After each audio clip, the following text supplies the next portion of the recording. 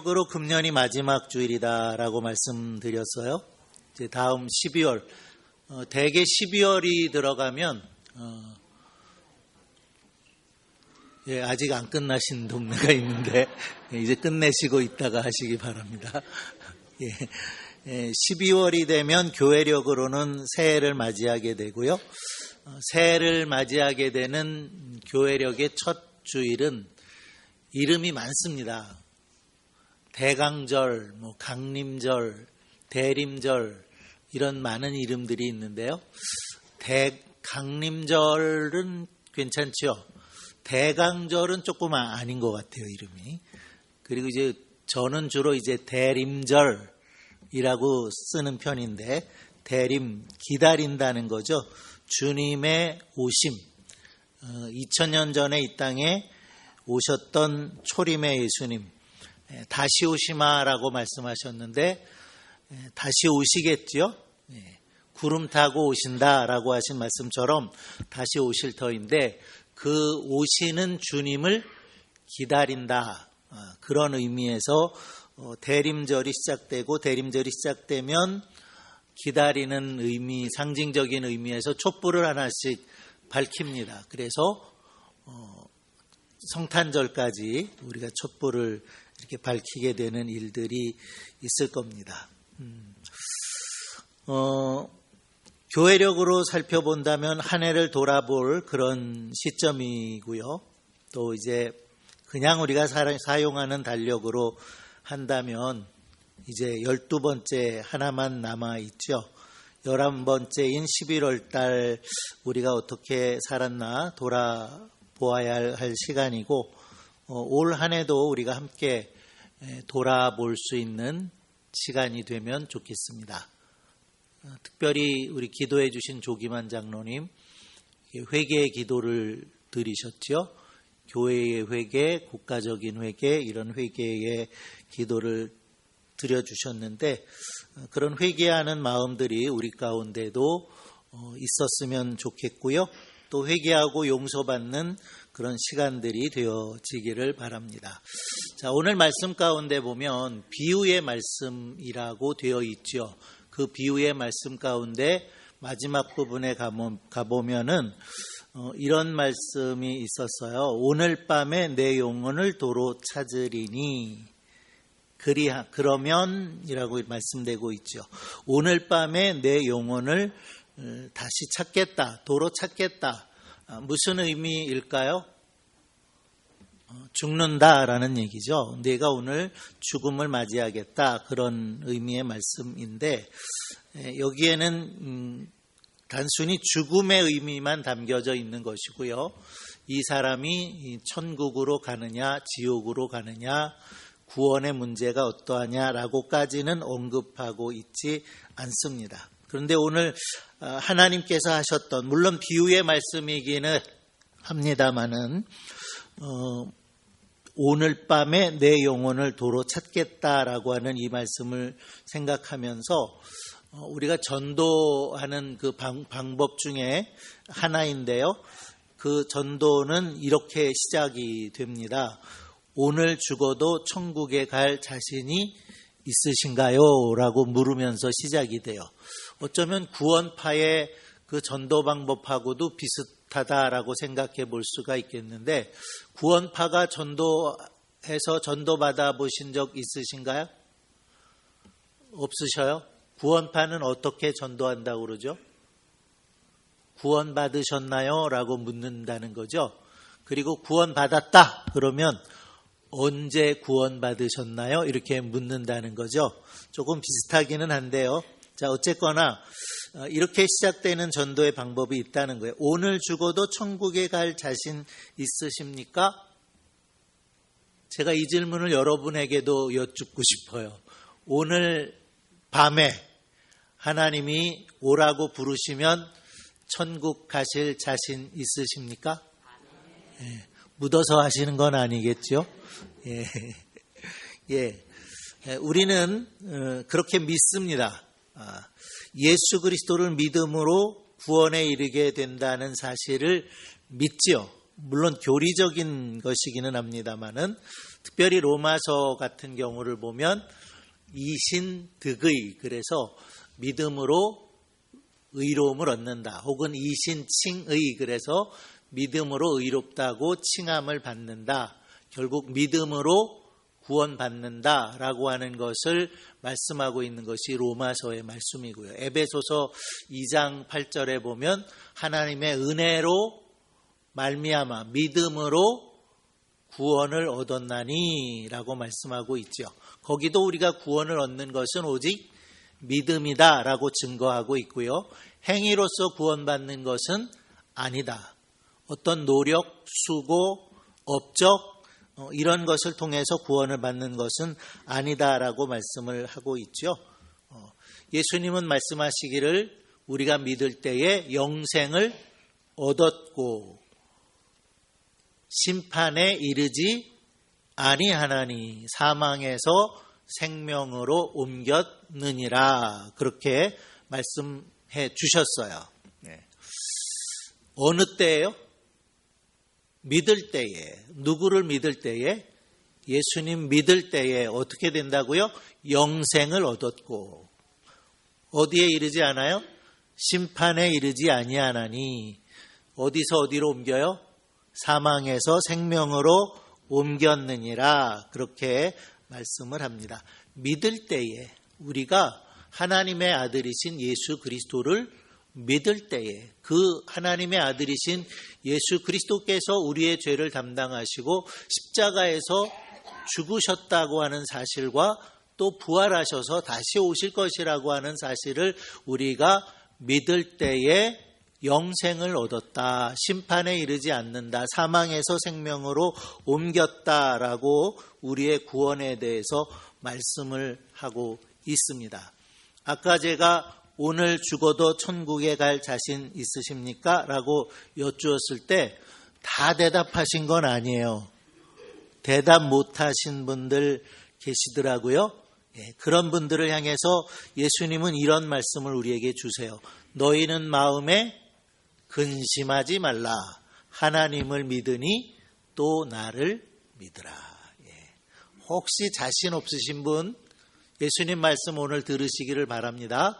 너희는 마음에 근심하지 말라. 하나님을 믿으니 또 나를 믿으라 하셨고 내가 곧 길이요 진리요 생명이니 나로 말미암지 않고는 아버지께로 올 자가 없다.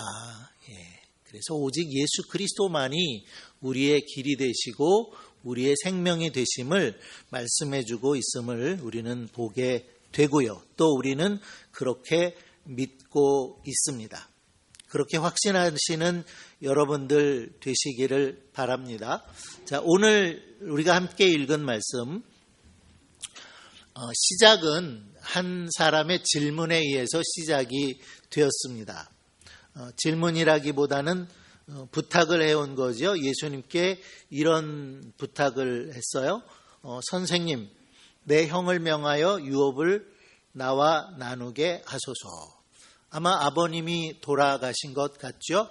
그래서 형과 동생이 유산을 나누어야 되는데 이 당시에 형은 유산에 아버지가 주신 유산에 다른 형제보다는 2배를 더 받았습니다. 그런데 이 사람은 형과 유산을 나누게 하소서 이렇게 부탁을 하고 있는 거 보니까 형이 2배를 가진 게 아니라 몽땅 다 가진 것 같아요. 그래서 예수님에게 와서 선생님 좀 유산을 나누게 해주세요. 그랬더니 예수님의 대답이 아주 좀 불쾌한 듯한 그런 느낌입니다. 그래서 예수님이 말씀하시기를 이 사람아, 그렇게 말씀하시죠. 우리가 성경을 읽어가면서 예수님이 누군가를 향해서 이 사람아 그런 말은 잘 듣지 못했는데요. 그 사람에게 이 사람아 라고 하면서 누가 나를 재판관으로, 누가 나를 그렇게 물건을 나누는 자로 그렇게 세웠느냐라고 다시 반문하고 계시는 모습을 볼 수가 있습니다. 예수님께서 이 세상에 오셔서 공생애를 살아가실 때 보통 3가지 일을 하셨다라고 우리는 성경을 통해서 읽죠. 첫째는 천국 복음을 선포하셨고 또 하나님의 나라에 대해서 가르치셨고 또 한 가지는 병든 자들을 고치셨다. 영어로 표현하면 preaching, teaching, healing 이 세 가지를 하셨다라고 복음서들은 기록하고 있는데요. 예수님께서 가장 많은 주제로 다루신 가르침은 바로 하나님의 나라입니다. 하나님의 나라에 대해서 참 많은 비유들을 하셨고요. 하나님의 나라에 대해서 가르침을 주셨고요. 그리고 예수님이 공생애를 시작하시면서 첫 외침도 같이 해보실까요? 회개하라, 천국이 가까웠느니라 라고 말씀하셔서 예수님의 그 공생의 시작이 천국이 가까웠다, 하나님의 나라가 가까웠다라고 하는 것으로 시작되고 있음을 볼 수가 있다는 겁니다. 그 다음에 예수님께서 가르침을 주셨던 가장 많은 주제는 무엇일까요? 힌트는 오늘 말씀 안에 있습니다. 물질에 대한 가르치심이죠. 예수님이 가장 하나님의 나라에 대해서 가장 많은 말씀을 주셨고요. 그 다음에 많이 말씀하신 주제가 물질에 대한 거예요. 그래서 아마도 정확하게 제가 연구한 건 아니지만 예수님이 하나님의 나라에 대한 주제를 한 3분의 2 말씀하셨다고 하면 3분의 1은 무엇에 대해서 말씀하셨다? 물질에 대해서 말씀하셨다라는 거죠. 그만큼 우리의 삶 가운데 중요한 게 무엇이에요? 물질이에요. 예수님이 시험을 받으실 때에도 보면 예수님이 40일 동안 금식하고 기도하셨죠? 얼마나 줄이셨겠어요? 마귀가 와서 심판하는데 돌덩어리를 가져다가 빵 만들어서 먹어라. 예수님 대답, 사람이 떡으로만 사는 것이 아니라 하나님의 입에서부터 나오는 모든 말씀으로 살 것이니라. 그렇게 말씀을 하셨죠. 거기도 보면 마귀가 예수님을 시험하시는데 다른 것 아니라 바로 물질로 예수님을 첫 번째 시험하셨다라는 것을 우리가 볼 수가 있습니다. 오늘 예수님의 가르침, 비유로 어리석은 부자의 비유다라고 말씀드릴 수 있는 이 비유의 내용도 결국은 무엇과 관계가 있냐면 물질과 관계가 있다는 겁니다. 그렇지 않아도 부자였던 한 부자가 있었다고 예수님 비유를 시작하시죠. 그런데 한 부자가 있는데 한 해에는 굉장히 농사가 잘 됐다는 겁니다. 소출이 풍성했다라고 말씀을 하고 있고요. 그렇게 소출이 풍성했을 때에 그 부자는 생각하기를 이것들을 추수해서 쌓아 놓아야 되는데 계산해 보니까 지금의 곡간들은 충분하지 않다는 거예요. 그렇게 생각을 했습니다. 그리고 곧바로 그 부자는 원래 있던 곡간을 허물었습니다. 그리고 더 큰 곡간을 지었습니다. 그리고 추수를 해서 그 많은 수확을 곡간에 채워 넣을 수 있었다는 것이죠. 그리고 그 모든 것을 쌓아놓고는, 많이 쌓아놓고는 스스로에게 말합니다. 내 영혼아, 여러 해 쓸 물건을 많이 쌓아두었으니 평안히 쉬고 먹고 마시고 즐거워하자라고 말했다는 겁니다. 그때 하나님이 그를 찾아오셔서 말씀하셨어요. 어리석은 자여, 오늘 밤에 내 영혼을 도로 찾으리니 그러면 내 예비한 것이 네 것이 되겠느냐 하셨으니 라고 말씀되고 있죠. 오늘 밤에 내 영혼을 내가 도로 불러갈 터인데 그러면 그 크게 지은 곳간에 그 많이 쌓아놓은 것 도대체 누구 것이 되겠느냐라고 하나님께서 물으셨다라는 겁니다. 자, 그런데 이 말씀을 주시면서 하나님이 어리석은 자여 그러셨다는 거예요. 어리석은 자여. 그래서 우리는 이 비유를 어리석은 부자의 비유다 그렇게 말하는데, 자, 이 부자 정말 어리석은 부자일까요? 어떻게 생각하세요? 어리석습니까? 아닙니까? 어리석기도 하고 아닌 것 같기도 하고 그러십니까? 예. 한편으로 생각하면 이 부자는 어리석지 않습니다. 인간적으로 생각을 해보면 이 부자는 결코 어리석은 사람이 아니죠. 이 사람은 이미 많은 것을 소유하고 있었지만 앞날을 예측할 수 있는 그런 지혜가 있는 사람입니다. 올해 보니까 평소보다 훨씬 수확이 많다는 거예요. 그거를 이 사람은 판단했고요. 그래서 그렇게 수확이 많아지게 되어졌을 때 내가 어떤 준비를 미리 해야 될지를 알았다는 거죠. 분명히 지금 곳간으로는 충분하지 않다. 올해 이렇게 큰 풍년이 들었는데 지금 곳간으로는 그것들을 쌓아놓기에 충분하지 않다라는 판단을 했다는 것이고 그 판단을 즉시 실행에 옮겨서 작은 곳간들을 허물고 큰 곳간을 지었고 그가 생각했던 것처럼 큰 곳간을 짓고 났으니 그 큰 곳간에 가득 그 많은 수확을 채울 수 있었다는 거예요. 자, 어찌 보면 성경의 자세한 것을 예수님 말씀하시지 않았지만 이 농부는 굉장히 부지런한 농부입니다. 열심히 일하는 농부입니다. 뿐만 아니라 그 농사를 하면서 그저 농사만 짓는 농부가 아니라 아주 지혜로운 경영인이었다라고 얘기해 볼 수 있습니다. 왜냐하면 얼마나 많은 수확을 얻게 될 것이고 그것을 어떻게 곳간에 채울 것인가라고 하는 것들을 미리 생각했고 계산했고 준비했기 때문인 것이죠. 자, 그렇게 볼 때 이 부자 농부는 어떤 사람이에요? 지혜로운 경영인입니다. 사람의 눈으로 보면 이 사람은 지혜로운 경영인이었다라는 거죠. 그러나 하나님의 눈으로 보면은요, 하나님의 눈으로 보면 이 사람은 어리석은 사람이었다라는 거죠. 자, 그 이유를 우리가 함께 생각해 보려고 하는 거예요. 왜 그렇게 농사를 지으면서 아주 경영을 잘 해가는 그런 농부였는데 그 농부를 향해서 하나님께서는 어리석은 자여라고 말씀을 하셨는가? 이유는 바로 그 뒤에 있죠. 오늘 밤에 내 영혼을 도로 찾으리니 그러면 내 예비한 것이 네 것이 되겠느냐. 오늘 밤에 내 영혼을 찾겠다라는 거예요. 오늘 밤에 너가 죽을 거다라는 말씀을 하시는 거죠. 이 말씀 속에 가장 중요하게 담겨져 있는 내용은 무엇일까요? 죽음은 누가 주관해요? 하나님이 주관하신다. 죽음은 하나님이 주관하시는 거예요.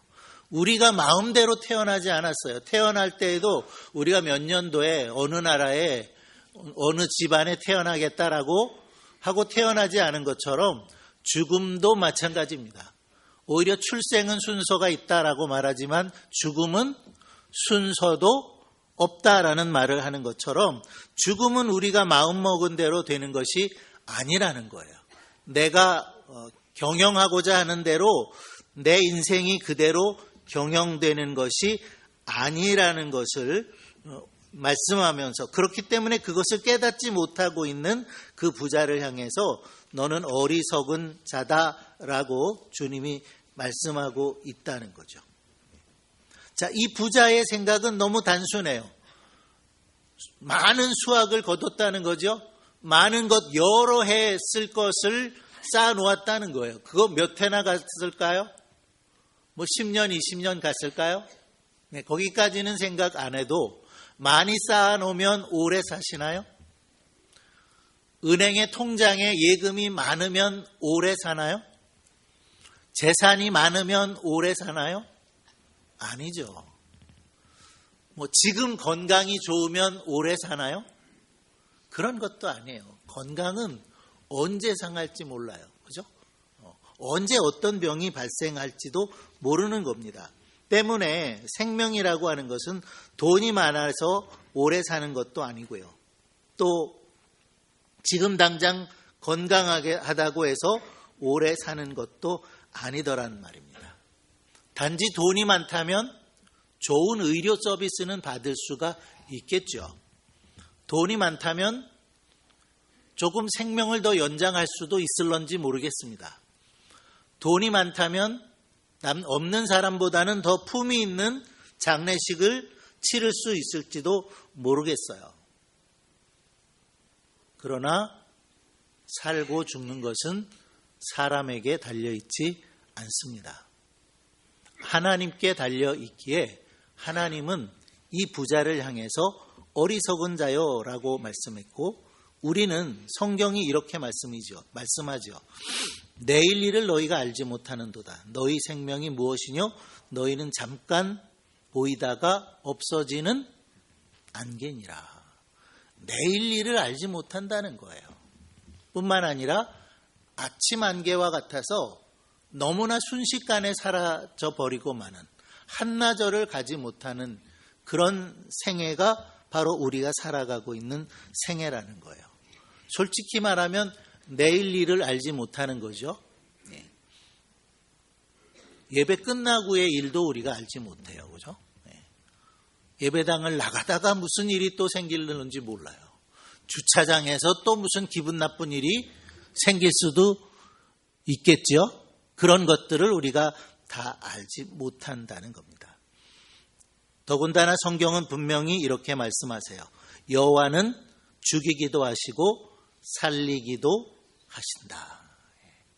죽고 사는 것은 하나님께 달려있다라고 말씀하고 있다는 겁니다. 생명은 우리에게 있는 것이 아니에요. 때문에 우리가 기도할 때에 날마다 우리에게 생명을 주시고 호흡할 수 있게 하시는 하나님께 감사의 삶을 살아야 되는 것이라고 믿습니다. 예수님께서 이 부자에게 두 번째 어리석다고 하신 두 번째 이유를 생각해 본다면 이 말 속에서 우리가 찾을 수가 있겠는데요. 그가 이렇게 말합니다.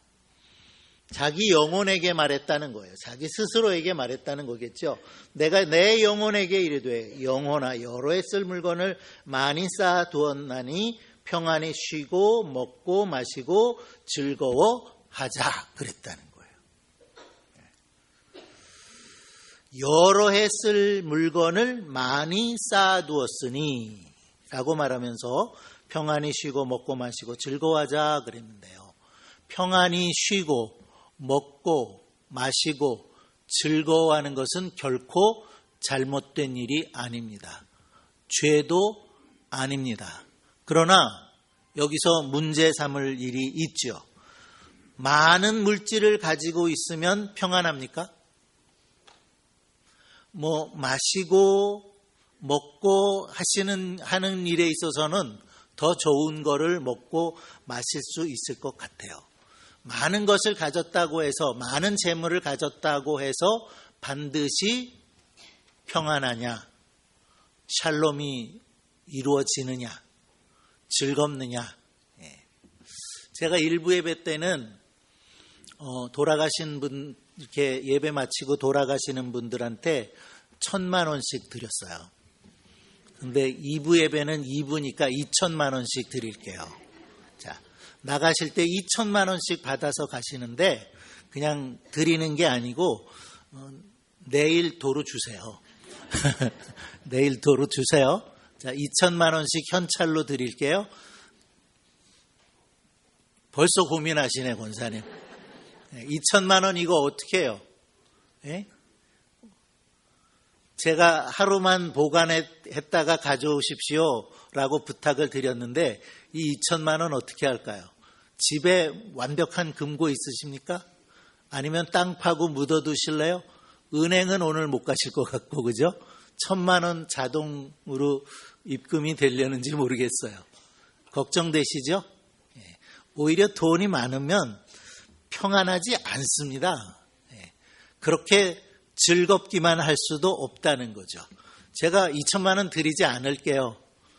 벌써 얼굴 색깔이 달라지셨어요. 오늘 밤에 평안히 돌아가셔서 발 뻗고 주무십시오. 그런 거예요. 물질이라는 것은 그런 겁니다. 물질이 많아서 오히려 편안하지 않을 수 있어요. 물질이 많다고 반드시 편안한 건 아니에요. 물질이 많다고 해서 늘상 즐거운 건 아니에요. 한 사람이 와서 예수님이 이 사람아 했던 그 사람 뭘 나눠달라고 그랬어요?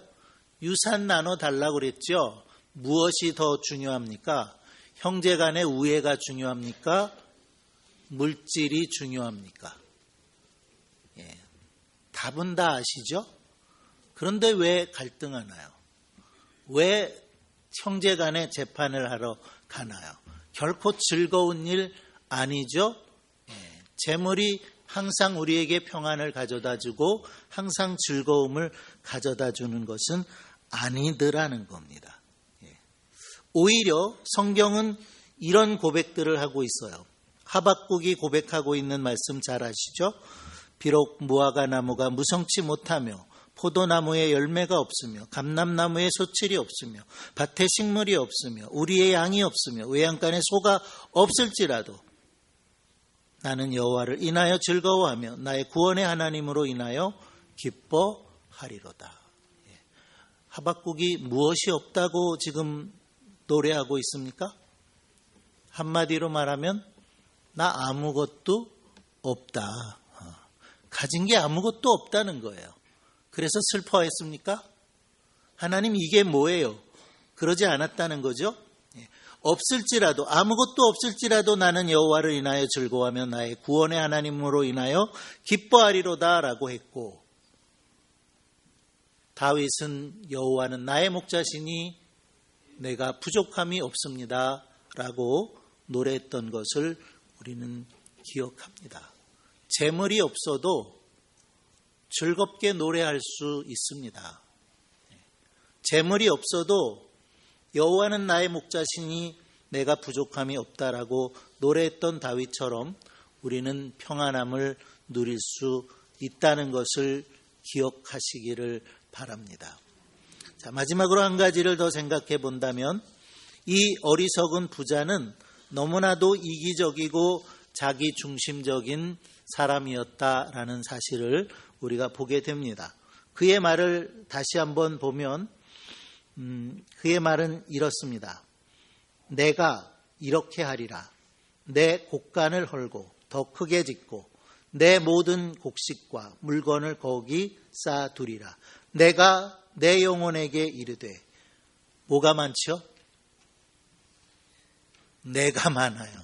내가 내 곡간에 내 수확을 어떻게 하겠다 이런 말들을 하고 있는 것을 우리가 볼 수가 있습니다. 이 사람은 매우 자기 중심적인 그런 사람이었다라는 사실을 우리가 볼 수가 있다는 거죠.